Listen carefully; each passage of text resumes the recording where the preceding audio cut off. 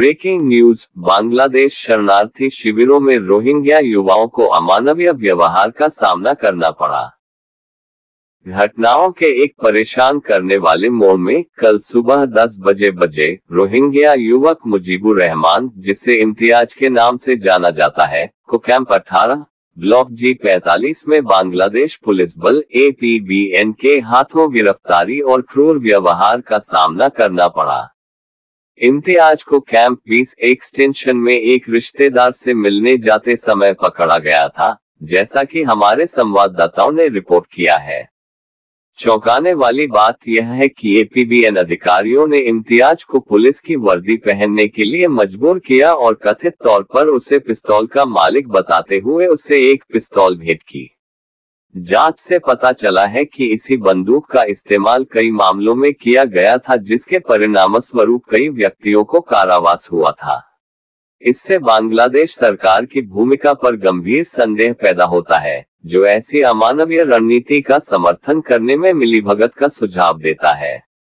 लगभग 3 वर्षों से APBN ने दुनिया के सबसे बड़े शरणार्थी शिविर के भीतर एक ऐसी जगह संचालित की है जिसे केवल एक यातना फैक्ट्री के रूप में वर्णित किया जा सकता है। हत्या, डकैती, जबरन वसूली, व्यभिचार, अपहरण और आगजनी सहित हिंसा के कृत्यों ने शिविर को त्रस्त कर दिया है। ह्यूमन राइट्स वॉच और फोर्टिफाई राइट्स जैसे मानवाधिकार संगठनों द्वारा मीडिया कवरेज और प्रदर्शन के बावजूद APBN की कार्रवाइयां बेरोक-टोक जारी हैं, जिससे सरकारी जवाबदेही के बारे में चिंताएं बढ़ गई हैं। चिंताजनक तथ्य यह है कि रोहिंग्या व्यक्ति, विशेष रूप से इम्तियाज जैसे लोग जो गिरोह में शामिल होने से इनकार करते हैं, APBN की क्रूरता से सुरक्षित नहीं है, एक गहरे संकट को रेखांकित करता है। इम्तियाज की गिरफ्तारी एक स्पष्ट अनुस्मारक के रूप में कार्य करती है कि बांग्लादेश सरकार इन अमानवीय रणनीतियों को अंजाम देने में सीधे तौर पर शामिल हो सकती है।